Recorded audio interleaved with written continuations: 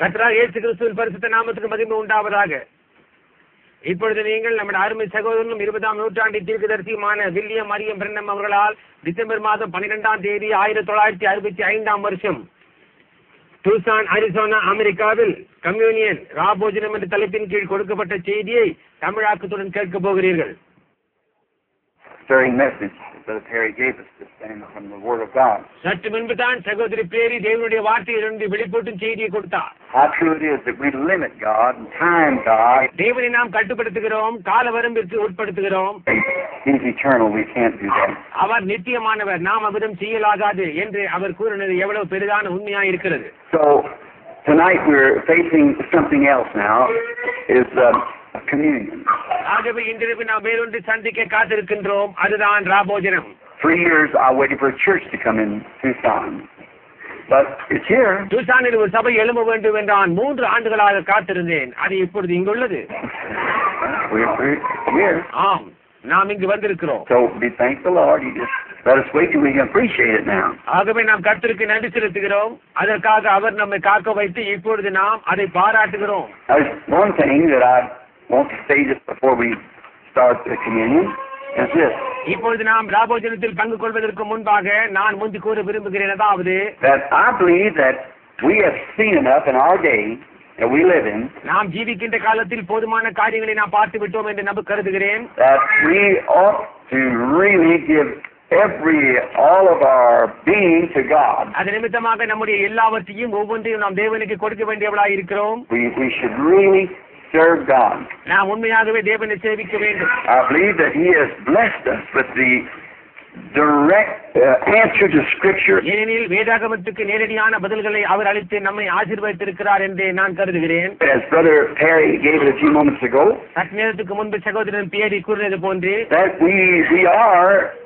we're at that time. நாம் அவ்விதமான வேலைக்குள் இருக்கிறோம். We're not blind. We see that we're here. We've arrived. நாம் குருடரல்ல, நாம் இங்கே இருக்கிறதை பார்க்கிறோம், நாம் அங்கு அடைந்துள்ளதை காண்கிறோம். And we also can look around and see that the way that the human mind is leaving the people. அது மாத்திரமல்ல, நாம் சுற்றிலும் பார்த்து மனுஷீக சிந்தை மக்களை விட்டு விலகி கொண்டிருப்பதை நம்மால் காண முடிகிறது. That we can't stay too much longer. நாம் இன்னும் நீடித்த நாட்கள் இங்கு தங்கி இருக்க முடியாது. We've been a complete insane institution the whole world would be. See? அப்படி இருந்தால் நாம் முற்றிலுமாக பைத்தியக்கார விடத்தில் இருப்பவர்கள் ஆகிவிடுவோம், முழு உலகமும் அப்படி ஆகிவிடும். So we're at the end time. புரிகின்றதா? ஆகவே நாம் கடைசி காலத்தில் இருக்கிறோம். Now, as Brother Perry ended up there, சகோதரன் பியரி சற்று முன்பு கூறியது போன்று, seeing these things are true. இந்த காரியங்கள் உண்மை என்று கண்டு அவை உண்மையா என்று பாருங்கள். They're not myths. அவை கட்டுக்கதைகள் அல்ல. They're not just something that we imagine. அவை ஏதோ நாம் கற்பனை செய்யும் ஒன்றல்ல. There's something that's been directly given to us by the Word of God. அவை தேவனுடைய வார்த்தையின் மூலம் நேரடியாக நமக்கு கொடுக்கப்பட்டு and manifested publicly before us. நமக்கு முன்பாக பகிரங்கமாக வெளிப்படுத்தப்பட்டு that we know we are here. நாம் இங்கு வந்து அடைந்துள்ளோம் என்பதை அறியும்படியாக செய்கிறது. We don't know how long now. இன்னும் எவ்வளவு காலம் என்று நமக்கு தெரியாது. Because again we come back to a watch, you see, what time it is. ஏனெனில் நாம் மறுபடியும் அது என்ன நேரமாய் இருக்கும் என்று விழிப்புக்குள் வந்திருக்கிறோம். But we know we're at the time. ஆனால் நாம் அந்த நேரத்தில் தான் இருக்கிறோம் என்பதை அறிந்திருக்கிறோம். Whether God's time, தேவனுடைய நேரமாய் இருக்குமோ. I'd imagine someone give a little analysis one time that said என்று நான் என்ன வகையுண்டு. ஒருமுறை யாரோ ஒரு சிறு பரிசீலனை செய்து அதில் that if God put up with him according அதன்படியாக தேவன் அவரோடு கடைபிடித்திருப்பாரே, ஆனால் if he was a lifetime 1,000 years is just one day. ஒரு குறிப்பிட்ட காலத்தை அளித்திருப்பாரே, ஆனால் அதாவது 1000 ஆண்டுகள் ஒரு நாள் அடிப்படையில். So if a man lives 70 years old, it just be a few minutes of God's time. ஆக ஒரு மனிதன் 70 வருடங்கள் ஜீவிப்பானே, ஆனால் அது தேவனுடைய நேரத்தின்படி ஒரு சில நிமிஷங்களே ஆகும். And said to be 40 years, that wouldn't even mean time what he could badly die. புரிகின்றதா? 40 வருடங்கள் என்று சொல்லப்பட்டுள்ளது, அது கூட அவருக்கு ஒரு நேரமா இருக்காது, அவருக்கு கண்ணமைக்கும் நேரம். புரிகின்றதா? That's how quick it is. The whole thing is, if it be a lot of time. பாருங்கள், முழு காரியத்திற்கும் ஒரு குறிப்பிட்ட காலம் கொடுக்கப்பட்டு இருக்குமாயின் அது எவ்வளவு துரிதமாக இருக்கும் என்று. Which he doesn't have any time. அவருக்கு நேரம் என்பதே ஒன்றுமில்லை. So he's eternal. ஆக அவர் நித்தியமானவராயிருக்கிறார். I believe it's Sarah back there. அன்றொரு நாள் நான் நினைக்கிறேன் சாராள் என்று, Joseph the other night. அல்லது அன்றிரவு குட்டி யோசேப்பா இருக்கலாம். Said to me, Brother Terry, he said, Daddy, when did God come on the scene? என்னிடமும் சகோதரன் பெரிடமும் அப்பா எங்கே எப்பொழுது தேவன் காட்சியில் வந்தார்? Where did he come from? அவர் எங்கிருந்து வந்தார்? He had to have a beginning. புரிகின்றதா? அவருக்கு ஆரம்பம் என்று ஒன்று இருக்க வேண்டும். Did he have to start? இருக்க வேண்டியது இல்லையா? அவர் ஆரம்பிக்க வேண்டியது இல்லையா என்று கேட்டான். I said, no. நான் அப்படி அல்ல. Anything that has a beginning has an end. ஆரம்பமுள்ள எதற்கும் ஒரு முடிவு இருக்கும். But that which had not a beginning has no end. எதற்கு தொடக்கம் இல்லையோ அதற்கு முடிவும் இராது என்றேன். Of course, he's 10 years old. That was kind of a real mouthful for him. See? ஆனால் அப்பொழுது அவனுக்கு 10 வயது. நான் சொன்னவற்றை அவனால் புரிந்து கொள்ள முடியவில்லை. புரிகின்றதா? How could he receive that, knowing that something never did begin? ஒன்றுக்கு தொடக்கமே இல்லை என்பதை அவனால் எப்படி ஏற்றுக்கொள்ள முடியும்? Not only to him, it is to me. அவனுக்கு மட்டுமல்ல, எனக்கும் அப்படியே. புரிகின்றதா? See, it's a great big dose for me. How did it ever begin? நம்ம எல்லோருக்கும் அப்படியே தான் இருக்கிறது. அது எப்படி தோன்றும் என்பது எனக்கு விளங்கிக் கொள்ள முடியாத புதிராகவே இருக்கிறது. Now, we're fixing to observe something here. That's really sacred. மெய்யாகவே புனிதமான ஒன்றை நாம் இங்கு ஆச்சரிக்க தீர்மானித்திருக்கிறோம். I was called on a few days ago to some very fine Christian gentlemen. சில நாட்களுக்கு முன்பு மிகவும் அருமையான ஒரு கிறிஸ்தவ சான்றோர் ஒருவரை காணும்படி அழைக்கப்பட்டிருந்தேன். That's never had this. அவர் இவ்விதமான எதிலும் பங்கு கொண்டதே இல்லை. And he understood that we take in communion literally. நாம் அப்பத்தையும் தாட்சரசத்தையும் உட்கொண்டு நாம் எழுத்தின்படியாக அப்படி ராபோஜனத்தை ஆச்சரிக்கிறோம் என்பதாய் அவர் அறிந்திருந்தார். They take it what they call spiritual communion. ஆவிக்குரிய ராபோஜனம் என்று அவர்கள் அழைக்கும் ஒன்றை அவர்கள் ஆச்சரிக்கின்றனர். And which as far as communion, I say all right. அது ராபோஜனம் என்பதை பொறுத்தவரையில் சரியே. Because communicate is to talk to, see. ஏனெனில் ஆங்கிலத்தில் அந்த சொல் அளவலாவுதல் என்று பொருள் பெறும். And the brother gave me the scriptures. அந்த சகோதரன் இந்த வேத வாக்கியத்தை எனக்கு எடுத்து வைத்து, said, Brother Branham, don't you think? சகோதரன் பிரண்ணாமே, அது சரி என்று இப்பொழுது கருதுகிறீர்கள் அல்லவா என்று என்னை கேட்டார். The reason I'm saying this is all right, brother. நான் இதை கூறும் காரணம் என்னவெனில், சகோதரன் பேரி இதை கூறினால் பரவாயில்லையா? That reason I'm saying this so that you would understand what you're doing. நீங்கள் என்ன செய்கிறீர்கள் என்பதை புரிந்து கொள்ள வேண்டும் என்பதற்காகவே இதை நான் சொல்லுகிறேன். You don't, if you walk in anything blindly, you don't know what you're doing. நீங்கள் எதற்குள்ளும் கண்மூடித்தனமாக பிரவேசிப்பீர்களேயானால் நீங்கள் எங்கே என்ன செய்கிறீர்கள் என்பதை அறியாமல் இருந்து விடுகிறீர்கள். You can't have even confidence if you don't know what you're doing.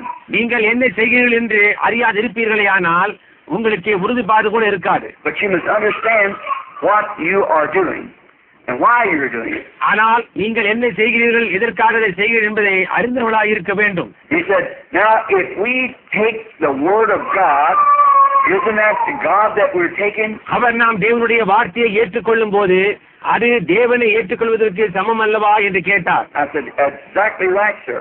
It's true. நான் ஐயா, அது முற்றிலும் சரியே, அது உண்மை. But we read here that they actually, Paul taught taking the literal Lord's Supper.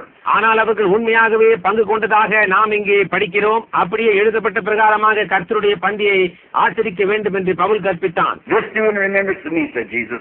இயேசுவும் என்னை நினைவு கூறும்படி இதை செய்யுங்கள் என்றார். As often as you take it in remembrance of me, you show forth the Lord's death till he comes. நீங்கள் முடிந்த போதெல்லாம் என்னை நினைவு கூறும்படி இதை செய்யும் போதெல்லாம் நீங்கள் கர்த்தருடைய மரணத்தை எடுத்து காட்டுகிறீர்கள்.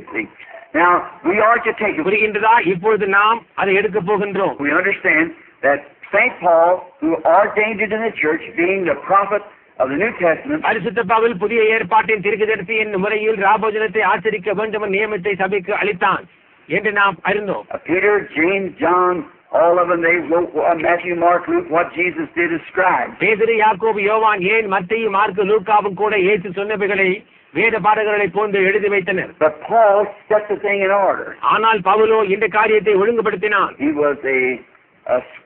was the prophet of the New Testament. ஏனெனில் அவன் புதிய ஏற்பாட்டின் தீர்க்கதரிசியாய் இருந்தான். Just as Moses went into the wilderness to receive the inspiration to write the 5 books of the first 5 books of the Bible. வேதாகமத்தின் முதல் 5 புத்தகங்களை எழுதுவதற்கான ஏவுதலை மோசே வனாந்தரத்துக்கு சென்று பெற்றுக் கொண்டது போல, Paul also went into the desert and received inspiration from God. அவரும் கூட வனாந்தரத்துக்கு சென்று தேவனிடத்திலிருந்து ஏவுதலை பெற்று to set the New Testament church in order and tie it with the old. புதிய ஏற்பாட்டு சபையை ஒழுங்குபடுத்தி பழைய ஏற்பாட்டோடு அதை பாவனையாய் வைத்தான். Under there they had the sacrificial lamb. அதன் கீழ் அவர்களுக்கு ஒரு பலிக்கான ஆட்டுக்குட்டி இருந்தது. And Israel kept that for a memorial. இஸ்ரவேலர் அதை ஒரு நினைவு கூறுதலாக வைத்துக் கொண்டார்கள். It was actually used one time coming out of Egypt. எகிப்திலிருந்து வெளியே வரும்போது மட்டுமே ஒரு முறை அவர்கள் அதை அப்படியே உபயோகித்தனர். But then they kept that as a memorial all down through the age. ஆனால் அதன் பிறகு அவர்கள் காலங்களாக அதை நினைவு கூறுதலாக வைத்துக் கொண்டார்கள். Well, the law being a shadow of things to come, you see. நியாயப்பிரமாணம் அது வரப்போகின்ற காரியங்களுக்கு நிழலாட்டமாய் இருக்குமானால் உங்களுக்கு புரிகின்றதா? Now, I do believe that communion, or what we call communion now, is the Lord's Supper. நாம் ஐக்கியம் என்னும் அர்த்தமுள்ள ஆங்கில சொல்லை ராபோஜனத்திற்கு உபயோகிக்கிறோம். அது கர்த்தருடைய ராபோஜனத்தை குறிப்பிடுகிறது என்பதை என் கருத்து. Now, we only have 3 physical divine orders left to us. 3 சரீர பிரகாரமான தெய்வீக நியமங்கள் நமக்கு அளிக்கப்பட்டுள்ளன. One of them is communion, feet washing, water baptism. அவைகளில் ஒன்று ராபோஜனம், மற்றவை கால்களை கழுவுதல், தண்ணீர் ஞானஸ்நானம். That's the only 3 things. அந்த 3 காரியங்கள் மாத்திரமே. That's the perfection of the 3. 3இன் பரிபூரணம் அதுவே. That's the only 3 orders we have. பாருங்கள், இம்மூன்று நியமங்களை மாத்திரமே நாம் பெற்றிருக்கிறோம். We realize that was the issue given by St. Paul in the New Testament. இவை பரிசுத்த பவுலினால் புதிய ஏற்பாட்டில் அளிக்கப்பட்ட நியமங்கள் என்று நாம் அறிவோம். Now, if we would say it, நாம் இந்த விதமாக சொல்வோமானால் the communion should just be taking the word. வார்த்தையை ஏற்றுக்கொள்வதுதான் ராபோஜனம். I don't believe anyone has a right to take the Lord's Supper until he's taken the word of the Lord into his heart. கர்த்தருடைய வார்த்தையை ஒருவன் தன் இருதயத்தில் ஏற்றுக்கொள்ளும் வரைக்கும் கர்த்தருடைய ராபோஜனத்தில் பங்கு கொள்ள அவனுக்கு உரிமை கிடையாது என்பது என் கருத்து. புரிகின்றதா? Because I'll read something for you in a few moments and you'll see. ஏனென்றால் உங்களுக்கு நான் படித்து காண்பிக்க போகின்றேன். இன்னும் சிறிது நேரத்தில் உங்களுக்கு நான் படித்து காண்பிக்கிறேன். அப்பொழுது நீங்கள் அறிந்து கொள்வீர்கள். Now, notice, then, why then would we would... இப்பொழுது கவனியுங்கள். பின்ன ஏன் நாம் on the same basis we could absolutely justify the Salvation Army. அதே அடிப்படையில் ரட்சண்ய சேனை கூட்டத்தாரின் கருத்து முற்றிலும் நியாயமானது என்று நாம் கூறிவிடலாமே. They do not believe in any form of water baptism. அவர்களுக்கு எந்த விதமான தண்ணீர் ஞானஸ்நானம் பெறுவதிலும் நம்பிக்கை கிடையாது. That we don't need it. அது எங்களுக்கு தேவையில்லை என்று அவர்கள் சொல்லுகிறார்கள். Now, if we don't need water baptism, why are we baptized? நமக்கு தண்ணீர் ஞானஸ்நானம் தேவையில்லை என்றால் பின்ன ஏன் நாம் ஞானஸ்நானம் பெறுகிறோம்? So the water can't save you, the blood saves you. அவர்கள் தண்ணீர் உங்களை ரட்சிப்பதில்லை, ரத்தம் மாத்திரமே ரட்சிக்கிறது என்று சொல்லுகிறார்கள். நான் அதை ஒப்புக்கொள்கிறேன். I'll agree with that.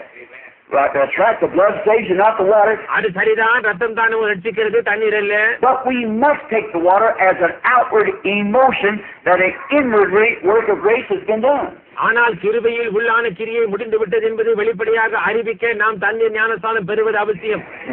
So must we on communion. பாருங்கள், அதுபோன்றே ராபோஜனத்தை நாம் கைக்கொள்ள வேண்டும். When we have taken the Lord, our sacrifice, into us, நாம் நம்முடைய பலியாகிய கர்த்தரை நமக்குள் ஏற்றுக்கொண்ட பிறகு as a matter of spiritual birth into us, ஆவிக்குரிய பிறப்பு என்னும் வகையில், that His body will live by Him by the Word. நாம் வார்த்தையின் மூலம் அவரில் ஜீவிக்கிறோம். We also should symbolize it because it's a commandment. அதை நாம் அடையாளமாக கூட காண்பிக்க வேண்டும், ஏனெனில் அது ஒரு கட்டளையாக இருக்கிறது. Repent, every one of you, and be baptized in the name of Jesus Christ for the remission of your sins. நீங்கள் மனம் திரும்பி ஒவ்வொருவரும் பாவ மன்னிப்புக்கென்று இயேசு கிறிஸ்துவின் நாமத்தினாலே ஞானஸ்நானம் பெற்றுக் கொள்ளுங்கள். Paul said, I have received of the Lord that which I also delivered unto you. Pavul சொல்கிறார், நான் உங்களிடத்தில் ஒப்புவித்ததை கர்த்தரிடத்திலிருந்து பெற்றுக்கொண்டேன். That the Lord Jesus, the same night which is betrayed, என்னவெனில் கர்த்தராக இயேசு தாம் காட்டிக் கொடுக்கப்பட்ட அன்று ராத்திரியிலே took bread and break it and gave it to the disciples and said, அப்பத்தை எடுத்து ஸ்தோத்திரம் பண்ணி அதை பிட்டு, take and eat this, do in remembrance of me. நீங்கள் வாங்கி புசியுங்கள், என்ன நினைவு கூறும்படி இதை செய்யுங்கள் என்றார். For as often as you take this bread, you show forth His death till He comes. ஆகையால் நீங்கள் இந்த அப்பத்தை புசித்து இந்த பாத்திரத்தில் பானம் பண்ண போதெல்லாம் கர்த்தர் வருமளவும் அவருடைய மரணத்தை தெரிவிக்கிறீர்கள் என்றான். Now we find out that in that they had people who come. இப்பொழுது ஜனங்கள் கூடி வந்தார்கள் என்று அதிலிருந்து நாம் அறிந்து கொள்கிறோம். This precious brother, very dear brother, இந்த வெளியேறப்பட்ட சகோதரன் மிகவும் அருமையான சகோதரன். He came and he said, I never did take it, Brother Branham. என்னிடம் வந்து, சகோதரன் பிரணாம், நான் அதை கை கொண்டதே இல்லை. I don't understand what it is. அது என்னவென்று எனக்கு புரியவில்லை. I've been taught the other side. நான் வேறு விதமாக போதிக்கப்பட்டிருக்கிறேன் என்றார். I said, but remember, we will admit that St. Paul set it in order in the early Christian church. ஆனால் நினைவிருக்கட்டும், ஆதி கிறிஸ்தவ சபையை பரிசுத்த பவுல் ஒழுங்குபடுத்தினான் என்பதை நாம் ஒப்புக்கொள்கிறோம். They went from church from house to house, அவர்கள் வீடுகள் தோறும் சென்று broke the bread, sang to the heart, and so forth. ஒருமனப்பட்டவர்களாய் அப்பம் பிட்டனர். Now I said he did put it in the church. அவன் அதை சபையில் வைத்தான். Galatians 1:8, he said, கலாத்தியர் 1:8 உரைக்கிறது, if an angel from heaven comes and says anything else, that'd be accursed. Amen. வானத்திலிருந்து வருகிற ஒரு தூதனும் கூட வேற எதையாகிலும் சொன்னால் அவன் சபிக்கப்பட்டவனாய் இருக்க கடவன். The same one had to be rebaptized again from the baptism of John. பாருங்கள், அவன்தான் யோவான் கொடுத்த ஞானஸ்தானத்தை பெற்றவர்கள் மறுபடியும் ஞானஸ்தானம் பெற வேண்டும் என்று சொல்லி To be baptized in the name of Jesus Christ. இயேசு கிறிஸ்துவின் நாமத்தினால் ஞானஸ்தானம் பெறும்படி செய்தான் என்றேன். You see, there are three things that we must do as symbols. பாருங்கள், நாம் மூன்று காரியங்களை மூன்று அடையாளங்களாக வைத்துக் கொள்ள வேண்டியது அவசியம். Lord's Supper, feet washing, water baptism. கர்த்தருடைய ராபோஜனம், கால்களை கழுவுதல், தண்ணீர் ஞானஸ்தானம். புரிகின்றதா? You said, well, now the Salvation Army takes it from the point. ரட்சணை சேனை கூட்டத்தார் இதை இந்த காரியத்திலிருந்து எடுக்கின்றனர். The dying thief, when he died, he wasn't baptized. சிலுவையில் மரித்துக் கொண்டிருந்த கள்ள ஞானஸ்தானம் பெறவில்லை. Jesus said he'd be in heaven. இருப்பினும் அவன் பரலோகத்தில் இருப்பான் என்று இயேசு கூறினாரே என்று சுட்டி காட்டுகின்றனர். That's exactly the truth. அது முற்றிலும் உண்மை. That's exactly. அது உண்மையே. But you see, he only recognized Jesus right there in the hour he was dying. See? ஆனால் பாருங்கள், அவன் மரிக்கும் நேரத்தில் தான் இயேசுவை அடையாளம் கண்டு கொண்டான். That's the only opportunity he had. அந்த ஒரு தருணம் மாத்திரமே அவனுக்கு இருந்தது. He's a thief. He's away. He's out. அவன் ஒரு கள்ளன். அவன் புறம்பாய் இருந்தான். அவன் தூரமாய் இருந்தான். And as soon as he seen that light, he recognized him. அந்த வெளிச்சத்தை அவன் கண்ட மாத்திரத்தில் அவன் அதை அடையாளம் கண்டு கொண்டான். Lord, remember me. ஆண்டவரே, அடியேனை நினைவு கூரும் என்றான். And Jesus, that was true. இயேசு கிறிஸ்துவும் அது உண்மை. But to you and I, who know that we should be baptized and refuse to do it, ஆனால் நாம் ஞானஸ்தானம் பெற வேண்டும் என்று நீங்களும் நானும் அறிந்த பின்பும் அதை மறுத்தால், then that'll be between you and God. அது உங்களுக்கும் தேவனுக்கும் இடையே உள்ள ஒன்று. Same thing in communion. ராபோஜன விஷயத்திலும் அவ்வாறு. Now, when we take this communion, நாம் ராபோஜனத்தை கை கொள்ளும் போது, it isn't just the thing saying, come up here and go to eat some bread and I believe I'm a Christian. இங்கே நான் வந்து ஏதோ அப்பத்தை புசித்து நான் கிறிஸ்தவன் என்று விசுவாசிப்பேன் என்றல்ல.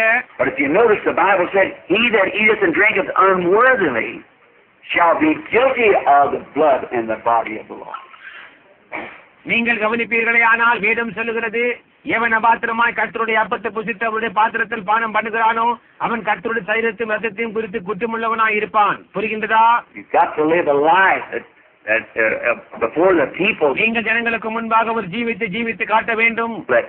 And before God and the people, அதை தேவனுக்கு ஜனங்களுக்கு முன்பாக ஜீவித்து that shows that you are sincere. அது உன்னுடைய உத்தமத்தை எடுத்து காட்ட வேண்டும். Just a moment longer. இப்பொழுது இன்னும் சிறிது நேரம். Now, in the Old Testament, when the sacrifice was made a statue or an ordinance, பழைய ஏற்பாட்டில் பலி செலுத்துதல் ஒரு நியமமாக கட்டளையாக ஆக்கப்பட்டது. and so is water baptism an ordinance. அவ்வாறே தண்ணீர் ஞானஸ்தானமும் ஒரு நியமமாக இருக்கிறது. So is feet washing an ordinance. அவ்வாறே கால்களை கழுவுதலும் ஒரு நியமமாக இருக்கிறது.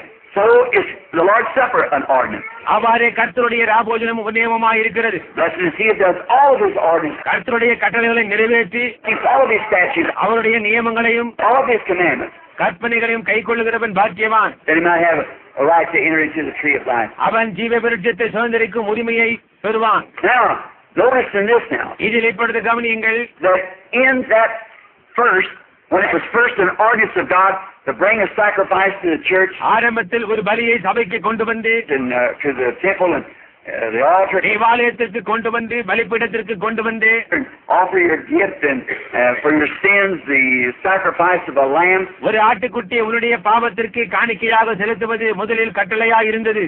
I can just imagine seeing some Jewish brother coming down the road, ஒரு யூத சகோதரன் சாலையின் வழியாக வந்து knowing he was guilty, அவன் குற்றமுள்ளவன் என்பதை அறிந்தவனாய் and he goes to the altar or brings his fat ox, a bullock or whatever he had, பலிபீடத்திற்கு சென்று ஒரு கொழுத்த காளையை அல்லது ஒரு எருதை, a lamb, something. ஒரு செம்மறி ஆட்டுக்கடா, ஆட்டுக்குட்டி, இவைகள் ஏதோ ஒன்றை He brought it down the road just as sincere as he could come. சாலையின் வழியாக ஓட்டிக் கொண்டு வந்து Walked up there, keeping God's ordinance just as sincerely as he could. அவனால் இயன்றவரை தேவனுடைய நியமத்தை உத்தமமாக கைக்கொள்வதை என்னால் கற்பனை செய்து பார்க்க முடிகிறது. And he laid his hands upon it, பின்னர் அவன் அதன் மேல் தன் கைகளை வைத்து confessing his sins, தன் பாவங்களை அறிக்கையிடுகிறான். and the priest placing his sins upon the lamb, ஆசாரியன் இதை அவன் பாவங்களை ஆட்டுக்குட்டியின் மேல் சுமத்துகிறான். and the lamb's throat was cut, பிறகு அந்த ஆட்டுக்குட்டியின் தொண்டை அறுக்கப்படுகிறது. and then died for him. அது அவனுக்காக சாகிறது. He laid there, the little lamb kicking and bleeding, பலிபீடத்தின் மேல் அந்த சிறு ஆட்டுக்குட்டி கிடந்து கால்களை உதைக்கிறது, ரத்தம் பீரிட்டு வருகிறது. his hands being full of blood and flying all over him, அவனுடைய கைகள் ரத்தத்தால் நிறைந்து அவன் மேல் முழுவதும் சிதறுகிறது. the little lamb blatant dying. அந்த சிறு ஆட்டுக்குட்டி சத்தமிட்டு ஜீவனை விடுகிறது. He will realize that he had sinned and something had to die in his place. அவன் பாவம் செய்தான் என்றும் அவனுக்கு பதிலாக ஏதோ ஒன்று அவன் ஸ்தானத்தில் மரிக்க வேண்டும் என்றும் அவன் உணர்கிறான். Therefore he was offering this lamb's death for his death. See? ஆகவே அவன் சாகிறதுக்கு பதிலாக இந்த ஆட்டுக்குட்டியை சாக கொடுக்கிறான். புரிகின்றதா? The lamb died in his place. அவனுடைய ஸ்தானத்தில் அந்த ஆட்டுக்குட்டி சாகிறது. Then a man done it with sincerity, with deepness of his heart. அப்பொழுது அந்த மனிதன் உத்தமமாக தன் இருதயத்தின் ஆழத்தில் இருந்ததை செய்தான். Finally, over and over it went again. இவ்விதமாக காலங்கள் தோறும் நடத்தேறிக் கொண்டிருக்கிறது. Over and over it kept going until finally it became a tradition. அது மீண்டும் மீண்டுமாய் அப்படியே நடந்து வந்து இறுதியில் ஒரு பாரம்பரியமாக ஆகிவிட்டது. The commandment of God became a tradition to the people. தேவனுடைய கட்டளை ஜனங்களுக்கு பாரம்பரியமாக மாறிவிட்டது. And then here they come down, well, let's see, this is so-and-so day. பின்பு பலி செலுத்த வேண்டியவன் அங்கு வந்து, சரி இன்றைக்கு Maybe I better go down. Yeah, இது இன்னின்ன நாள், நான் சென்று I better offer a bullock. ஒரு எருதை பலி செலுத்தி விட்டு வருவது நலம் என்று சொல்லி, He went out, well, Lord, here's my bullock. ஆண்டவரே இதோ என் எருது என்கிறான். பாருங்கள், See, there's no sincerity in it. அதில் எந்த உத்தமும் இல்லை. There's no understanding to it. அவன் புரிந்து கொண்டதாக அங்கே ஒன்றும் காணப்படவில்லை. Now, we don't want to take communion like that. நாம் அந்த விதமாக ராபோஜனத்தில் பங்கு கொள்ள விரும்பவில்லை. That's the same thing as to come to the Lord's table. கர்த்தருடைய பந்திக்கு நாம் அதே விதமாக வருகிறோம். Isaiah 35, no, I beg your pardon. ஏசாயா 35 அதிகாரம் இல்லை, என்னை மன்னித்துக் கொள்ளவும். Isaiah 60. ஏசாயா 60 அதிகாரம். Let me take that back. வேதாகமத்தை திறந்து பார்ப்போம். I believe it's Isaiah 28. That's where we find this. அது ஏசாயா 28 அதிகாரம் என்று நினைக்கிறேன். அங்குதான் அதை காண்கிறோம். I'm pretty sure that's the right chapter. அதுதான் சரியான அதிகாரம் என்று எனக்கு நிச்சயமாக தெரியும். He said, precept must be upon precept, அவர் கற்பனையின் மேல் கற்பனையும், and line upon line upon line. பிரமாணத்தின் மேல் பிரமாணமும், Here a little, there a little. இங்கே கொஞ்சமும் அங்கே கொஞ்சமும் என்கிறார்கள். Hold fast to that, what's good. நலமானதை பற்றிக்கொள். For stammering lips, other tongues, will I speak to this people. அறியாச உதடுகளினாலும் அந்நிய பாஷைகளினாலும் இது ஜனத்தோடு பேசுவேன். And this is the rest. இதுவே இளைப்பாறுதல் என்றார். He said, all the tables of the Lord has become full of vomit. அவர் போஜன பீடங்கள் எல்லாம் வாந்தியினால் எழுந்திருக்கிறது. Who can I teach doctrine? நான் யாருக்கு அறிவை போதிப்பேன்? Who can I make to understand? See? நான் யாருக்கு உபதேசத்தை உணர்த்துவேன்? பாருங்கள், I think that was the right scripture, Isaiah 20. ஏசாயா 28 அதிகாரம் சரியானது நினைக்கிறேன். Who can I make understand doctrine? நான் யாருக்கு உபதேசத்தை உணர்த்துவேன்? See, the tables. பாருங்கள், போஜன பீடங்கள் எல்லாம். Now we find out today that this great thing that we're fixing to do tonight, இப்போது நாம் இன்றிரவு ஆசரிக்கவிருக்கும் இந்த மகத்தான காரியமானது in a commemoration of his death அவனுடைய மரணத்தின் நினைவு கூறுதலாகவும், and his body that we believe that we eat daily, or just got through eating, as our brother preached to us. அல்லது நம்முடைய சகோதரன் பிரசங்கித்தது போன்று நாம் இப்போதுதான் புசித்து முடித்ததும், அல்லது நாம் தினமும் புசிக்கின்றதாக விசுவாசிக்கும் அவருடைய சரீரத்தை நினைவு கூறுதலாகவும் இருக்கின்றது என்று இன்று அறிந்து கொண்டோம். Taking the word of God, தேவனுடைய வார்த்தையை எடுத்து பார்ப்போமானால் we believe it with all of our heart. நாம் அதை நம்முடைய முழு இருதயத்தோடு விசுவாசிக்கிறோம். We see it manifested. அது வெளிப்படுவதை காண்கிறோம். We see it given to us. அது நமக்கு கொடுக்கப்படுவதை பார்க்கிறோம். We see it vindicated. அது ரூபகாரப்படுவதை நாம் பார்க்கிறோம். We feel it in our lives. நம்முடைய ஜீவியத்தில் நாம் அதை உணர்கிறோம். And we must come to this with a deep consciousness of what we're doing. நாம் என்ன செய்து கொண்டிருக்கிறோம் என்பதை ஆழமாய் உணர்ந்தவர்களாய் இதற்கு நாம் வர வேண்டுமே ஒழிய, Not just because it's an order. வெறும் ஒரு கட்டளை என்பதற்காக அல்ல. You go into church and many times they get out an old salty cracker சபைக்குள் நீங்கள் போவீர்களானால் அநேக நேரங்களில் ஏதோ ஒரு பழைய biscuit, or some kind of something, அல்லது ஏதோ ஒரு விதமான ரொட்டி துண்டு break it up, அதை பிட்டு கொடுப்பார்கள். light bread or something, லேசான அப்பம் அல்லது ஏதோ ஒன்றை கொடுப்பார்கள், and break it up. அதை பிட்டு கொடுப்பார்கள். And people who smoke, drink, everything else, புகைப்பிடிப்பவர்களும் குடிப்பவர்களும் இப்படிப்பட்ட ஜனங்கள் வந்து because they're a member of the church, they come and take the Lord's Supper. அவர்கள் ஒரு சபையின் அங்கத்தினர்கள் ஆனபடினாலே அவர்கள் வந்து கர்த்தருடைய பந்தியில் பங்கெடுக்கின்றனர். Well, that's filthiness before God. அது தேவனுக்கு முன்பாக அருவருப்பாக இருக்கிறது. Even the sacrifice, பலியை குறித்தும் கூட that your holy days, your sacrifice, become a stench in my nose. அவர் உங்கள் பரிசுத்த பண்டிகைகளும் உங்கள் பலிகளும் என் நாசியில் துர்நாற்றமாய் இருக்கிறது என்று சொல்லி இருக்கிறார். Yet He ordained them to make that sacrifice. ஆனாலும் பலி செலுத்த வேண்டும் என்று ஜனங்களுக்கு கட்டளை கொடுத்தார். But the way they treated it, it became a stench. ஆனால் அவர்கள் அதை பாவித்த முறையானது ஒரு துர்நாற்றத்தை உண்டாக்கினது. Stink in His nose, His nostrils. அவருடைய நாசியில் துர்க்கந்தமாயிற்று. The very sacrifice that He ordained. அவர் தானே நியமித்த பலி அப்படி ஆயிற்று. That's the way we take the Word of God. தேவனுடைய வார்த்தையை அதே விதமாகத்தான் இன்று நாம் பாவிக்கிறோம். Too many Christians today so-called does that. கிறிஸ்தவர்கள் என்று தங்களை அழைத்துக் கொள்ளும் பெரும்பாலோர் அப்படி செய்கிறார்கள். We stand up there and teach this Word நாம் இங்கே நின்று கொண்டு தேவனுடைய வார்த்தையை போதித்து and say Jesus Christ is the same yesterday, today, and forever, இயேசு கிறிஸ்து நேற்று இன்றும் என்று மாறாதவராய் இருக்கிறார் என்றும் and teach the things that He promised us that He would honor, தாம் கனம் பண்ணுவேன் என்று அவர் நமக்கு வாக்களித்துள்ளவைகளை போதித்து and say, well, that was for something else. அது ஒரு மற்றொரு காலத்துக்கு உரியது Our solemn worships have become a stink in His nose. என்று சொல்லுவோமானால் நம்முடைய சோதோமிய ஆராதனை அவருடைய நாசியில் துர்நாற்றமாக ஆகிவிட்டது. He will not receive it by no means. அவர் அதை எக்காரணத்தை கொண்டு ஏற்றுக்கொள்ள மாட்டார். That's the reason by our traditional habits. நம்முடைய பாரம்பரிய வழக்கங்களே அதற்கு காரணம். You don't take the Lord's Supper by tradition. நீங்கள் கர்த்தருடைய ராபோஜனத்தில் பாரம்பரியமாய் கைக்கொள்ள வேண்டாம். You take it because it's the love of God in your heart. உங்கள் இருதயத்தில் தேவனுடைய அன்பாய் அது நிலைத்திருப்பதனால் And keeping the commandments of God. தேவனுடைய கட்டளைக்கு கீழ்ப்படிந்து அதில் பங்கு கொள்கிறீர்கள் பாருங்கள். That's what you take it for. அதற்காகவே நீங்கள் பங்கு கொள்கிறீர்கள். So if you don't take it in sincerity, ஆகவே நீங்கள் அதை உத்தமத்தோடு கை கொள்ளாமல் just as a tradition, வெறுமனே அது ஒரு பாரம்பரியமாய் well, our church observes communion once every Sunday, எங்கள் சபை ராபோஜனத்தை ஒவ்வொரு ஞாயிற்றுக்கிழமையிலும் or once every month, அல்லது மாதத்துக்கு ஒரு முறையிலும் or twice a year. அல்லது ஆண்டிற்கு இருமுறையிலும் ஆசரிக்கிறது. And you go up to us, my time, அதில் பங்கு கொள்ள என் நேரம் வந்துவிட்டது என்று சொல்லி and then take the communion. ராபோஜனத்தில் பங்கு கொள்வீர்களானால் Why, it's a stink to God, see. அது தேவனுக்கு துர்நாற்றமாய் இருக்கிறது பாருங்கள். That's just a tradition. அது வெறும் பாரம்பரியம் மாத்திரமே. Even like anything else, எந்த ஒரு காரியத்தை போன்று கூட you've got to be sincere. இதிலும் நீங்கள் உத்தமமாய் இருக்க வேண்டும். God wants the depths of your heart. தேவனுக்கு உங்கள் இருதயத்தின் ஆழம் வேண்டும். You remember the very God that brought you here on earth உங்களை உலகத்திற்கு கொண்டு வந்த அந்த தேவனையே is the one you're serving. நீங்கள் சேவிக்கிறீர்கள் என்பதை நினைவில் வைத்துக் கொள்ளுங்கள். You're doing this because He said so.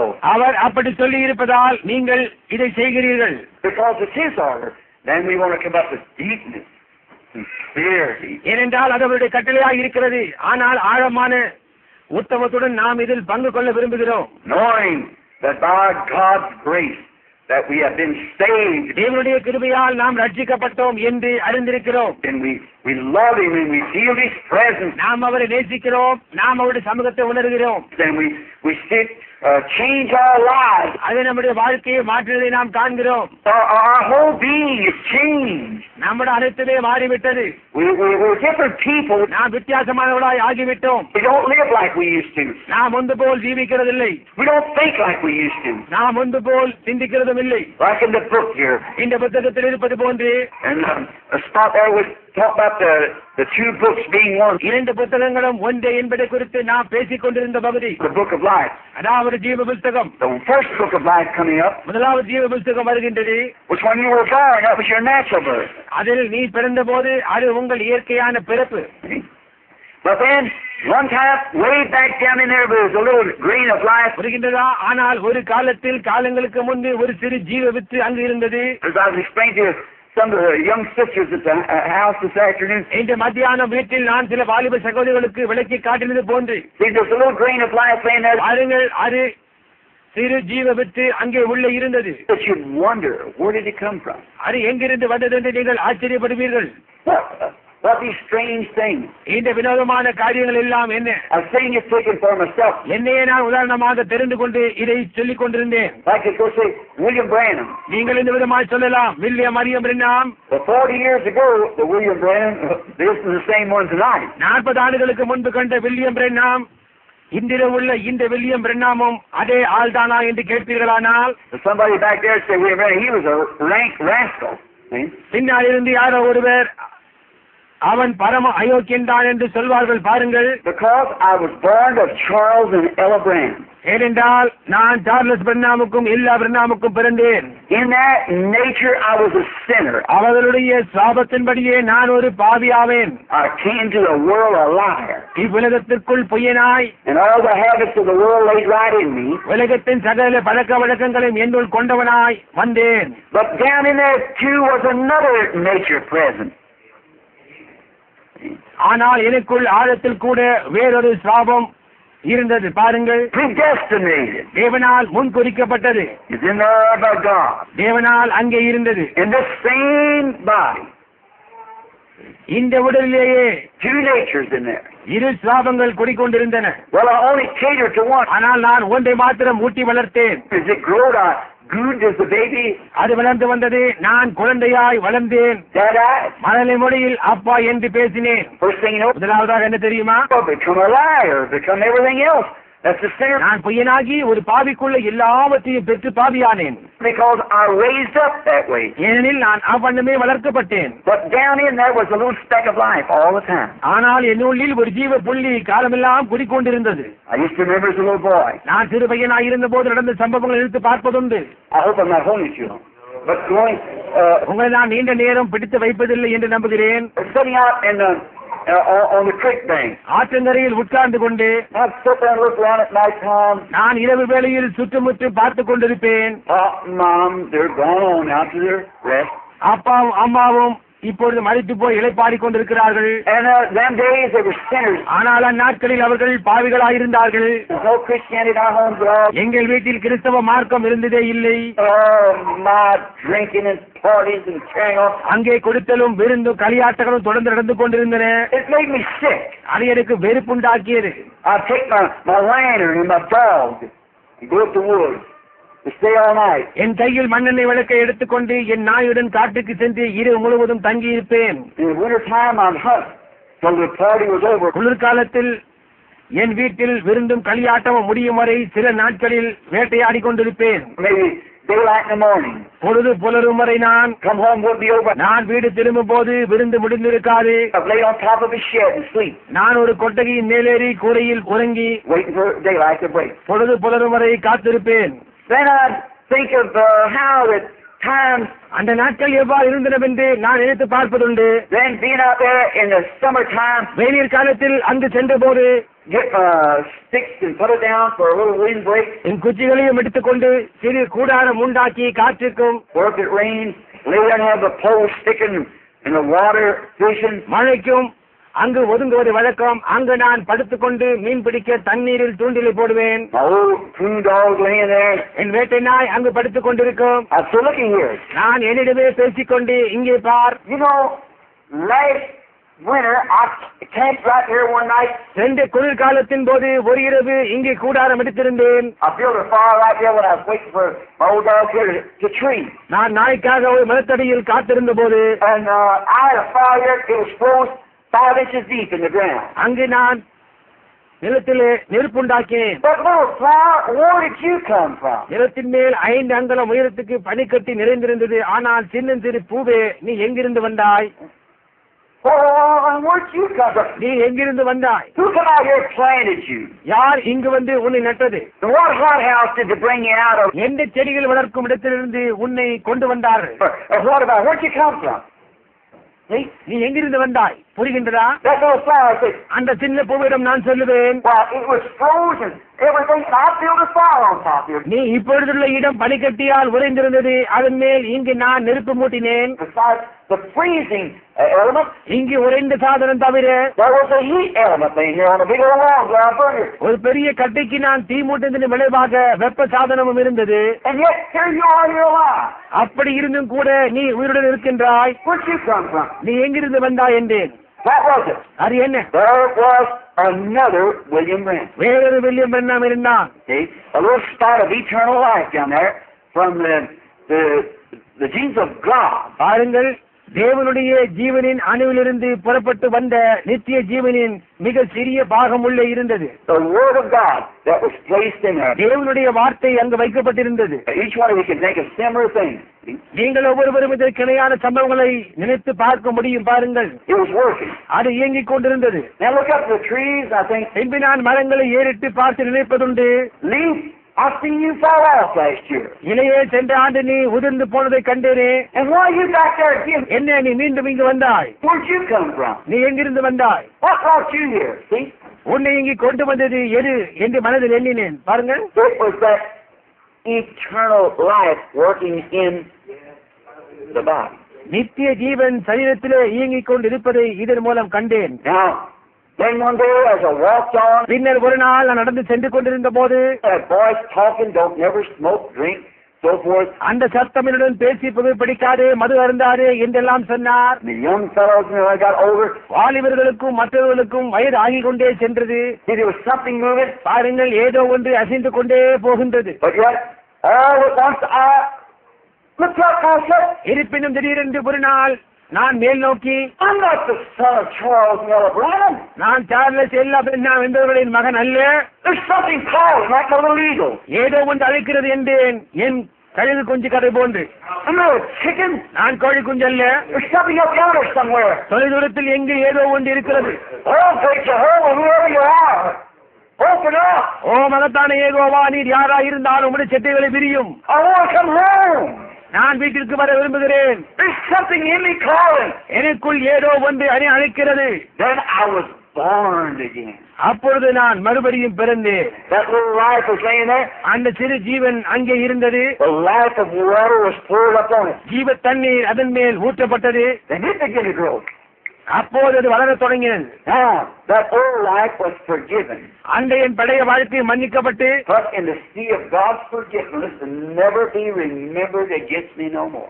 See? தேவனுடைய மறதி கடலில் போடப்பட்டு விட்டது. எனக்கு விரோதமாக அது இனி ஒருபோது நினைவு கூறப்படுவதில்லை. பாருங்கள், Now, we stand justified இப்பொழுது நாம் நீதிமான்கள் ஆக்கப்பட்டவர்களாக as though we never had sinned in the presence of God. ஒரு காலம் பாவமே செய்யாதவள் போன்று தேவனுடைய சமூகத்தில் நின்று கொண்டிருக்கிறோம். Then when we come to the Lord's table, பின்னர் நாம் கர்த்தருடைய மேஜைக்கு வரும்போது we must come in reverence, love, and respect of பயபக்தியோடும் அன்போடும் மரியாதையோடும் வந்து, look where we would have been if it hadn't been for Him. அவர் மட்டும் இதை செய்யாவிட்டால் நாம் எங்கிருந்திருப்போம் என்று எண்ணி பார்க்க வேண்டும். புரிகின்றதா? Look where it would have. அது எங்கே நம்மை. Therefore, Paul, I think, it's said, நான் நினைக்கிறேன், ஆகவே பவுல் இதை சொல்லும் போது, wherefore when you come together to eat, carry one for the other. அதாவது நீங்கள் போஜனம் பண்ண கூடி வரும்போது ஒருவருக்காக ஒருவர் காத்திருங்கள் என்பது. That is, in other words, just wait a few minutes. வேறு விதமாக கூறினால் சில நிமிடங்கள் காத்திருந்து Pray. Check yourself out. ஜெபித்து உங்களை சோதித்தறியுங்கள். And if you know a brother's in there just about to do something that's wrong or something, ஒரு சகோதரன் தவறு செய்யும் தருவாயில் அல்லது ஏதாவது காரியத்தில் இருக்கிறான் என்று நீங்கள் அறிந்தால், you pray for him too. See, அவனுக்காகவும் நீங்கள் ஜெபம் செய்யுங்கள். புரிகின்றதா? பாருங்கள், carry one the other. Wait just a minute. Pray. ஒருவருக்காக ஒருவர் காத்திருங்கள் என்றால் ஒரு நிமிடம் காத்திருந்து ஜெபியுங்கள் என்பதாம். If there's any feelings between you or something, உங்களுக்கிடையே அல்லது ஏதாவது காரியத்தில் மன வருத்தம் இருக்குமானால் don't do it. பந்தியில் சேராதீர்கள். Go make that right first. See? முதலில் போய் அதை சரி செய்து கொள்ளுங்கள். புரிகின்றதா? Go straighten that up first. முதலில் அதை சரிபடுத்திக் கொள்ளுங்கள். Because we want to come here just as pure as we can be. ஏனெனில் அவர்கள் இயன்றவரை தூய்மையுடன் பந்திக்கு வர விரும்புகிறார்கள். And our thoughts of one another and to God மற்றவர்களை பற்றினதும் தேவனை பற்றினதும் and to each other. ஒருவருக்கு விரோதமான நம்முடைய எண்ணங்களில் தூய்மையாயிருந்து, And then we come in fellowship around the table of the Lord. அதன் பின்னர் நாம் கர்த்தருடைய மேஜையை சுற்றி ஐக்கியம் கொள்ள வர வேண்டும். And we do this because that we are giving thanks to Him. நாம் இதை ஏன் செய்கிறோம் என்றால் நாம் அவருக்கும் And among one another. ஒருவர் மற்றொருவருக்கும் நன்றி செலுத்துகிறோம். Eating the bread between each other. நம்மிடையே அப்பத்தையும் Drinking the wine between each other. நம்மிடையே திராட்சரசத்தையும் As His blood and His flesh. அவருடைய ரத்தமாகவும் அவருடைய மாம்சமாகவும் புசித்து பருகுகிறோம். Except you eat the flesh of the Son of Man and drink His blood, you have no life in you. நீங்கள் மனுஷகுமாரனுடைய மாம்சத்தை புசியாமலும் அவருடைய ரத்தத்தை பானம் பண்ணாமலும் இருந்தால் உங்களுக்குள்ளே ஜீவன் இல்லை. புரிகின்றதா? You see, that's what the Bible says. பாருங்கள், அப்படித்தான் வேதம் சொல்கிறது. Except you do it, there's no life. நீங்கள் இப்படி செய்யாவிட்டால் உங்களுக்குள் ஜீவன் இருக்காது. You see, you are then more or less உங்களுக்கு புரிகின்றதா? அப்படியானால் நீங்கள் ஏறத்தாழ showing you are ashamed to identify yourself as a Christian உங்களை கிறிஸ்தவன் என்று அடையாளம் காண்பிக்க உங்களுக்கு வெட்கமா இருக்கிறது என்பதை காண்பிக்கிறது. because of the life that you live. ஏனென்றால் நீங்கள் வாழ்ந்து கொண்டிருக்கும் வாழ்க்கை அப்படியா இருக்கிறது. And then this is really the showdown. இதுதான் உண்மையில் ஒரு பலபரட்சை. Then if you don't do it, you have no life. நீங்கள் பங்கு கொள்ளாவிடில் உங்களுக்குள் ஜீவன் இல்லை. If you do it unworthily, அதில் அபாத்திரமாய் நீங்கள் பங்கு கொண்டால் you're guilty of the body of the Lord. கர்த்தருடைய சரீரத்தை குறித்து நீங்கள் குற்றமுள்ளவர்களாக இருப்பீர்கள்.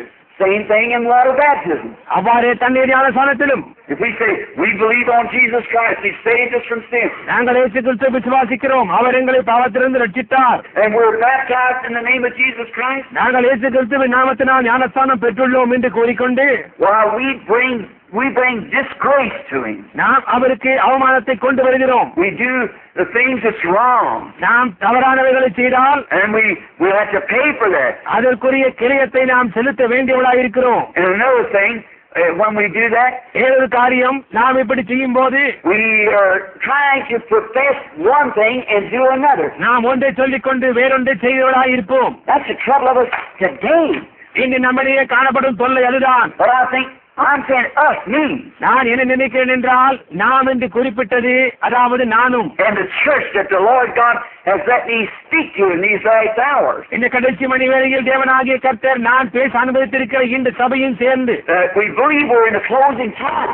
நாம் இறுதி வேளையில் இருக்கிறோம் என்று விசுவாசிக்கிறோம். We believe that God has given us a message. தேவன் நமக்கு ஒரு செய்தியை தந்திருக்கிறார் என்று நாம் விசுவாசிக்கிறோம். It's been ordained of God. அது தேவனால் நியமிக்கப்பட்டு, It's been proven of God. தேவனால் நிரூபிக்கப்பட்டு, It's been shown of God. தேவனால் வெளிப்படையாய் காட்டப்பட்டுள்ளது. Now we must come to Him with reverence நாம் இப்பொழுது பயபக்தியோடும் and with love அன்போடும் and with purity of heart and mind and soul. தூய்மையான இருதயத்தோடும் மனதோடும் ஆத்மாவோடும் அவர் என்று வர வேண்டும். You know the hour of sin arrives. அவனுக்கு தெரியுமா, அந்த நேரம் விரைவில் வரும். When right among us will be the Holy Spirit will speak out like it did in Ananias and Sapphira. அப்பொழுது அனனியா சப்பீரால் என்னுடன் பரிசுத்த ஆவியானவர் பேசியது போல நமது மத்தியில் பேசுவார். See, that hour is arriving. பாருங்கள், அந்த நேரம் வந்து கொண்டிருக்கிறது. See, and we are. You just remember that. See, நாம் இதை நினைவில் வைத்துக் கொள்வோம். பாருங்கள், that God is going to dwell among His people. தேவன் தமது ஜனங்களின் மத்தியில் வாசம் செய்ய போகிறார். That's what He wants to do now. அதைதான் இப்பொழுது அவர் செய்ய விரும்புகிறார். We can receive the message as saying, இந்த செய்தியை இந்த விதமாக சொல்லி ஏற்றுக்கொள்ளலாம். if I was a young man hunting for a wife, நான் ஒரு இளைஞனாக இருந்து எனக்கு ஒரு மனைவியை தேடிக்கொண்டிருந்து and I could find a wife, I said, she's just perfect. அவளை கண்டுபிடித்து அவள் உத்தமியா இருக்கிறாள், She's a Christian. அவள் ஒரு கிறிஸ்தவள், She's a lady. She's all this. அவள் நற்பாம்பு கொண்டவள், அவள் இவை அனைத்தையும் ஒன்றாக பெற்றிருக்கிறாள், I got confidence. அவள் மேல் எனக்கு நம்பிக்கை இருக்கிறது என்று சொல்லுகிறேன். No matter how much confidence, how much I think she's nice, எவ்வளவு நம்பிக்கை அவள் நல்லவள் என்று நான் எவ்வளவாக கூறினாலும் சரி, I've got to receive her. நான் அவளை ஏற்றுக்கொள்ள வேண்டும். She's got to receive me. அவள் என்னையும் ஏற்றுக்கொள்ள வேண்டும். See, upon these vows. விவாக பொருத்தனையின் அடிப்படையில் பாருங்கள், But the same thing we find is a message. செய்தியின் விஷயத்திலும் நாம் அதையே காண்கிறோம். We see it's right. அது சரி என்று நாம் அறிகிறோம். We see God vindicates it's right. அது சரி என்று தேவன் முடித்துப்படுத்துவதை நாம் காண்கிறோம். It's perfectly right. அது முற்றிலும் சரியே. Year after year, it continues right. ஆண்டுகளுக்கு ஆண்டு, ஆண்டுகளுக்கு ஆண்டு, ஆண்டுகளுக்கு ஆண்டு அது தொடர்ந்து சரியாக இருக்கிறது. Everything it says happens just exactly the way He said. அது கூறும் ஒவ்வொன்றும் அவர் கூறினபடியே நிறைவேறுகிறது. Now we know it's right. அது சரி என்று இப்பொழுது நாம் அறிந்திருக்கிறோம். But See, don't do it from an intellectual standpoint. ஆனால் பாருங்கள், உங்கள் அறிவுத்திறனை கொண்டு அப்படி செய்யாதீர்கள். If you do, you got a second-handed religion. அப்படி செய்தால் நீங்கள் கையாளப்பட்ட பழைய இரண்டாம் கைக்கு வந்த மார்க்கத்தை பெற்றவர்களாகி விடுவீர்கள். புரிகின்றதா? We don't want a second-handed religion. நமக்கு கையாளப்பட்ட பழைய இரண்டாம் கை மார்க்கம் வேண்டாம். Something is somebody else's experience, and we are living off of their testimony. அதாவது வேறு ஒரு பெற்றுள்ள அனுபவத்தின் அடிப்படையில், அவர்களுடைய சாட்சியின் அடிப்படையில் நாம் வாழ்வது. I believe it was Jesus said to Pilate. இயேசு பிலாத்துவிடம் இவ்வாறு சொன்னார் என்று நான் நினைக்கிறேன். Something, a word I was thinking. He said there just a few moments ago. ஏதோ காரியம், ஒரு வார்த்தையை நான் சிந்தித்துக் கொண்டிருந்தேன். அவர் சற்று முன்னர் அங்கே சொன்னார். Who told you that? யார் உனக்கு அது சொன்னது? Or was it revealed to you? அல்லது அது உனக்கு வெளிப்படுத்தப்பட்டதா? How did you know these things? இந்த காரியங்கள் யாவற்றையும் நீ எப்படி அறிவாய்? In other words, வேறு வார்த்தைகளில், I don't know what the word is now. வார்த்தை என்னதென்றே எனக்கு இப்படி தெரியாது. It's been a long time since read. நான் அதை படித்து அதிக நாட்கள் ஆகிவிட்டது. But how did you notice? ஆனால் நீ எப்படி, என்னவென்று நீ எப்படி கவனித்தாய்? Who revealed this to you?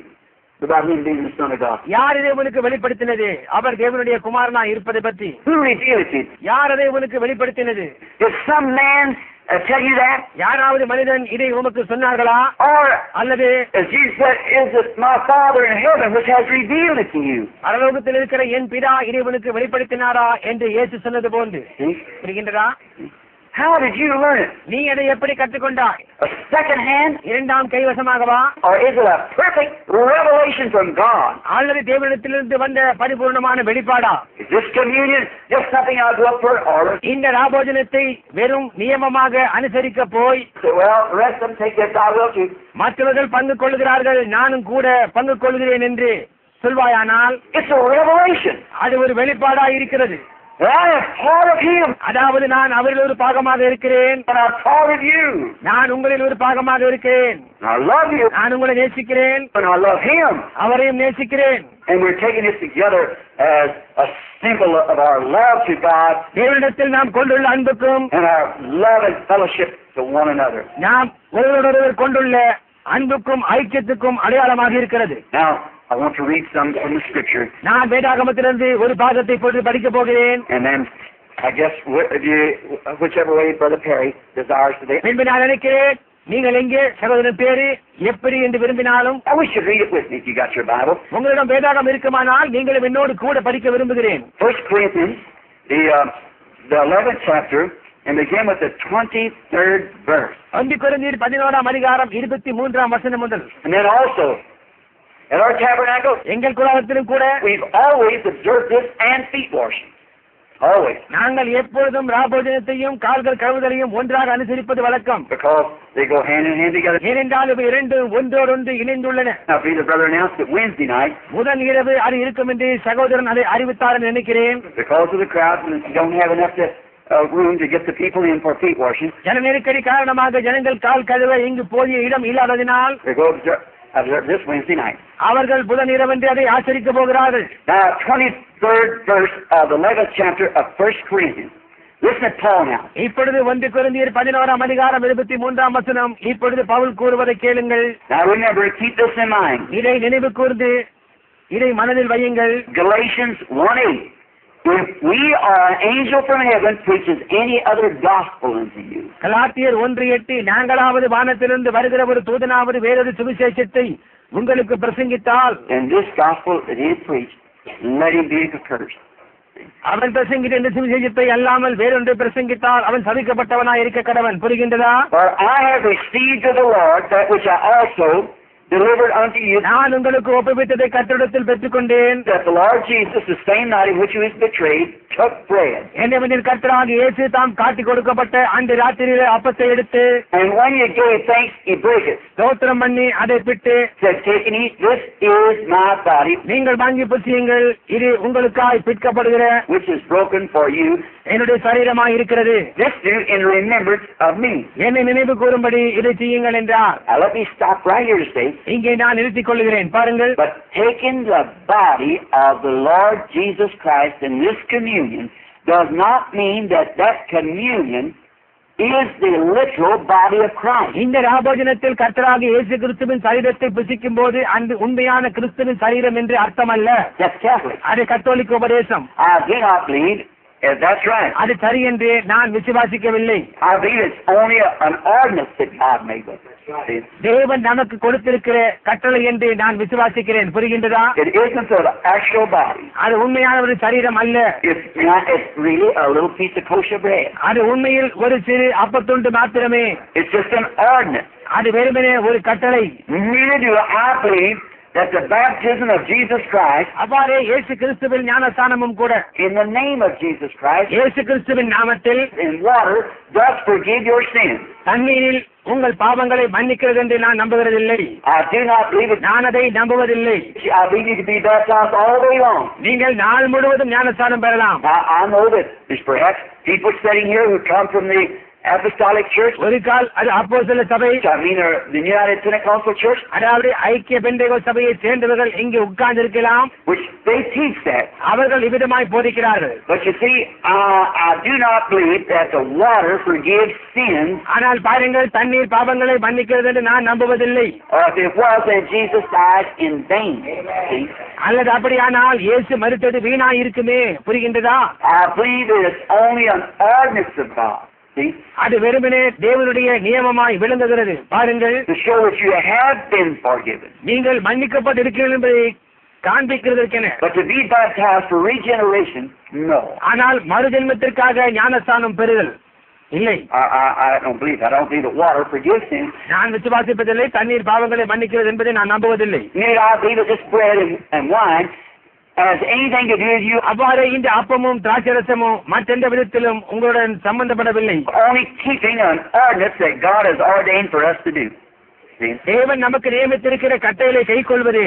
That's right. அது உண்மை. I mean, water baptism is the same thing. தண்ணீர் ஞானஸ்நானமும் அப்படிப்பட்டதே என்று நான் விசுவாசிக்கிறேன். I believe it's compelling to us to do it. இதை கைக்கொள்ள வேண்டியது நம்மேல் விழுந்த கடமையாகும். That He done it all for our example, இவை அனைத்தையும் நமக்கு முன்மாதிரியாக அவர் வைத்திருக்கிறார். and He done this for our example. அவர் அதை நமக்கு முன்மாதிரியாய் செய்தார். And He washed feet for our example. அவர் நமக்கு முன்மாதிரியாக கால்களை கழுவினார். Now, after the same manner also, 23rd verse, இப்பொழுது அந்தபடியே 25ஆம் வசனம், after the same manner also He took the cup, போஜனம் பண்ணின பின்பு and when He had supped, saying, அவர் அந்தபடியே பாத்திரத்தை எடுத்து, This cup is the New Testament in my blood. இந்த பாத்திரம் என் இரத்தத்தினால் ஆகிய புதிய உடன்படிக்கையா இருக்கிறது. This do ye as oft as you drink it in remembrance of me. நீங்கள் இதை பானம் பண்ணும் போதெல்லாம் என்னை நினைவு கூறும்படி இதை செய்யுங்கள் என்றார். For as oft, remember now, பானம் பண்ணும் போதெல்லாம் நினைவிருக்கட்டும். for as oft as you eat this bread and drink this cup, ஆகையால் நீங்கள் இந்த அப்பத்தை புசித்து இந்த பாத்திரத்தில் பானம் பண்ணும் போதெல்லாம் you do shew forth the Lord's death till He comes. கர்த்தர் வருமளவும் அவருடைய மரணத்தை தெரிவிக்கிறீர்கள். How long? எவ்வளவு காலத்திற்கு? Until He comes. அவர் வருமளவும். பாருங்கள், புரிகின்றதா? Wherefore, whosoever shall eat this bread இப்படி இருக்க எவன் அபாத்திரமாய் கர்த்தருடைய அப்பத்தை புசித்து and drink this cup of the Lord unworthily அவருடைய பாத்திரத்தில் பானம் பண்ணுகிறானோ shall be guilty of the body and the blood of the Lord. அவன் கர்த்தருடைய சரீரத்தையும் ரத்தத்தையும் குறித்து குற்றமுள்ளவனாய் இருப்பான். Let me stop just a minute. ஒரு நிமிடம் நிறுத்திக் கொள்கிறேன். The reason he said this, you notice in another verse here, another chapter, இவன் இதை கூறும் காரணம் இங்குள்ள இன்னொரு வசனத்தை இன்னொரு அதிகாரத்தை கவனிப்பீர்களே ஆனால் that he said, I understand when you come together, you're eating, அவன் நீங்கள் ஒரு இடத்தில் கூடி வரும்போது நீங்கள் முந்தி சாப்பிடுகிறீர்கள். eating, getting drunk at the Lord's table. கர்த்தருடைய பந்தியில் வெறித்தும் கூட இருக்கிறீர்கள். They misunderstood it, you see. பாருங்கள், அவர்கள் அதை தவறாக புரிந்து கொண்டனர். They just gluttoned in. See? அவர்கள் பெருந்தண்டிக்காரராய் ஆகிவிட்டார்கள். பாருங்கள், Just like people are doing today, இன்றைக்கு ஜனங்கள் செய்வது போல just live any kind of life and take it. See? எவ்விதமான வாழ்க்கையும் செய்துவிட்டு அதில் பங்கு பெறுவது போல். புரிகின்றதா? He said, you got homes to eat in. See? அவன் புசிக்கிறதற்கு உங்களுக்கு வீடுகள் இருக்கின்றனவே. But this is an ordinance that we should keep. See? இது நாம் கைக்கொள்ள வேண்டிய தேவனுடைய நியமம். Now, ஆனால் புரிகின்றதா? but let a man examine himself, இந்த மனுஷனும் தன்னைத்தானே சோதித்தறிந்து and so let him eat of the bread and drink of the cup. இந்த அப்பத்தில் புசித்து இந்த பாத்திரத்தில் பானம் பண்ண கடவன். For he that eateth and drinketh unworthily எண்ணத்தினாலனில் அபாத்திரமாய் போஜனமானம் பண்ணுகிறவன் eateth and drinketh damnation to himself, கர்த்தருடைய சரீரம் இன்னதென்று நிதானித்து அறியாததினால் not discerning the Lord's body.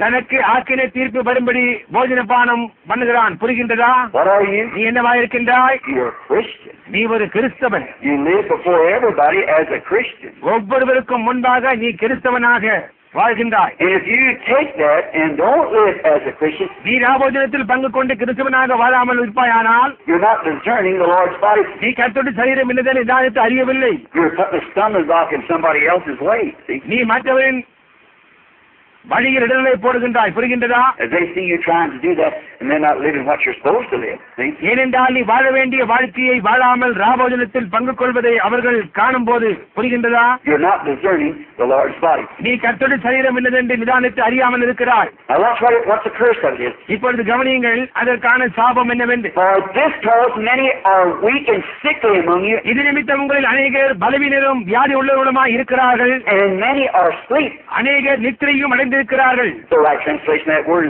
Brother Perry, is dead. சகோதரன் பியரி அதன் சரியான மொழிபெயர்ப்பு மறித்து விட்டார்கள் என்பதே. புரிகின்றதா? See? Many of them. பாருங்கள், அநேகர் மறித்து விட்டார்கள். For if we would judge ourselves, நம்மை நாம் நிதானித்தறிந்தால் we should not be judged. நாம் நியாயம் தீர்க்கப்படும். If we judge ourselves, we won't be judged. பாருங்கள், நம்மை நாம் ஆராய்ந்து பார்த்து விட்டால் நாம் நியாயம் தீர்க்கப்பட மாட்டோம். But when we are judged, நாம் நியாயம் தீர்க்கப்படும் போது we're chastened of the Lord, உலகத்தோட ஆக்கினைக்குள்ளாக தீர்க்கப்படாதபடிக்கு that we should not be condemned with the world. கர்த்தராலே சிட்சிக்கப்படுகிறோம். See? Not any attached to the world. பாருங்கள், உலகத்தோடு எந்த இணைப்பும் இராதபடிக்கு. Wherefore, my brethren, ஆகையால் என் சகோதரரே, when you come together to eat, tarry one for the other. See? நீங்கள் போஜனம் பண்ண கூடி வரும்போது ஒருவருக்காக ஒருவர் காத்திருங்கள். புரிகின்றதா? And if any man hunger, let him eat at home, நீங்கள் ஆக்கினைக்கு ஏதுவாக கூடி வராதபடிக்கு that you come not together unto condemnation. ஒருவனுக்கு பசியாயிருந்தால் வீட்டிலே சாப்பிட கடவன். And the rest I will set in order when I come. See? மற்ற காரியங்களை நான் வரும்போது திட்டம் பண்ணுவேன். பாருங்கள், Now, in other words, don't just come to take it as a, வேறு விதமாக கூறினால் இதை வெறுமனே ஏதோ ஒரு as I said a while ago, பாரம்பரியமாக கை கொள்ளாதீர்கள். சற்று முன்பு சொன்னது போன்று about what the Jews, their sacrifice, யூதர்களையும் அவர்களுடைய பலியையும் குறித்து சொன்னது போன்று they, it was wonderful, it's given by God. அது மிகவும் அற்புதமானது, அது தேவனால் கொடுக்கப்பட்டது. But it got to a place where they didn't do it in sincerity and in reverence and in order, ஆனால் அது உத்தமத்தோடும் பயபக்தியோடும் ஒழுங்கோடும் ஆச்சரிக்காத ஒரு நிலையை அடைந்து then it become a stench in his nose. அதன் விளைவாக தேவனுடைய நாசிகளிலே துர்க்கந்தமாய் இருந்தது. Now, the same thing is by our coming to take the Lord's Supper. கர்த்தருடைய பந்தையில் பங்கு கொள்ள நாம் வரும் விஷயத்திலும் அவ்வாறே உள்ளது. That we must come knowing what we are doing. நாம் என்ன செய்கிறோம் என்பதை குறித்த உணர்வுடையவர்களாக இருக்க வேண்டும். Just like when you go into the water to be baptized in the name of Jesus Christ. இயேசு கிறிஸ்துவின் நாமத்தினாலே ஞானஸ்நானம் பெறுவதற்கு நீங்கள் தண்ணீருக்குள் You know what you're doing. போகும்போது நீங்கள் என்ன செய்கிறீர்கள் என்பதை அறிந்திருக்கிறீர்கள். அதுபோல் You're putting on to the church உங்களுக்குள் தேவன் வைத்திருக்கிறதை what God has put in you. சபை தரிக்கும்படி செய்கிறீர்கள். Christ. கிறிஸ்துவை When we take this, நாம் இதில் பங்கு கொள்ளும் போது it shows to the church அது சபைக்கு that I believe every word of God. நான் தேவனுடைய ஒவ்வொரு வார்த்தையும் விசுவாசிக்கிறேன். I believe that He is the bread of life that comes from God out of heaven. அவர் வானத்திலிருந்து இறங்கி ஜீவனை கொடுக்கும் தேவன் அருளிய அப்பம் என்று விசுவாசிக்கிறேன். I believe every word that He says is the truth. அவர் சொல்லியுள்ள ஒவ்வொரு வார்த்தையும் சத்தியம் என்று நான் விசுவாசித்து And I live by to the best of my knowledge, God being my judge. என் புத்தி கேட்டின வரையில் அதன்படியாய் வாழ்ந்து வருகிறேன். அதற்கு தேவனே என்னுடைய நியாயாதிபதி. Therefore, before my brothers, before my sisters, ஆகவே என்னுடைய சகோதரர்களுக்கு முன்பாகவும் என்னுடைய சகோதரர்களுக்கு முன்பாகவும் I do not swear, நான் சத்தியம் பண்ணுகிறதில்லை, I do not curse, நான் சபிக்கிறதில்லை, I do not do these things, இவைகளை நான் செய்கிறதில்லை. because I love the Lord. ஏனென்றால் நான் கர்த்தரிடத்தில் அன்பாயிருக்கிறேன். And the Lord goes and bears me record. அவர் அதை அறிந்து எனக்கு சாட்சியாயிருக்கிறார். Therefore, before you, ஆகவே உங்களுக்கு முன்பாக I take the parcel of His body கர்த்தருடைய சரீரத்தில் பங்கு கொள்வதனால் to know that I'm not condemned with the world. நான் உலகத்தோடு ஆய்க்குனுக்குள்ளாக தீர்க்கப்படவில்லை என்பதை அறிந்திருக்கிறேன் என்று See, there you are. Then it's a blessing. சபைக்கு காண்பிக்கிறது. பாருங்கள், அங்கேதான் காரியம். அப்பொழுது அது ஆசீர்வாதமாக இருக்கிறது. And remember, I could give many testimonies on this. இதை குறித்து அநேக சாட்சிகளை என்னால் சொல்ல முடியும் என்பதை நினைவில் கொள்ளுங்கள். Where I've took that and explained it in the sick room நான் நோயாளிகளின் அறைக்கு எடுத்து சென்று அவர்களுக்கு இதை விளக்கி காண்பித்த போது and seen them healed. அநேகர் சுகம் பெற்றதை நான் கண்டிருக்கிறேன். Remember, when Israel taken the type of this, இஸ்ரவேல் ஜனங்கள் இதை போன்ற பாவனையாய் எடுத்த போது they journeyed 40 years in the wilderness, அவர்கள் 40 ஆண்டுகள் வனாந்திரத்திலே பிரயாணம் செய்த போது and their clothes never even wore out, அவர்களுடைய வஸ்திரங்கள் கிழிந்து போகவில்லை. and they come out without one feeble one among them. அவர்கள் ஒருவர் கூட பலவீனமாய் இருக்கவில்லை. 2 million people. அந்த 20 லட்சம் பேர்களில் As a type of this. அது இதற்கு பாவனையாய் அமைந்துள்ளது. Well, what would the antitype do? பாவனை எவ்வாறு இருந்தால் உண்மையானது எவ்வாறு இருக்கும்?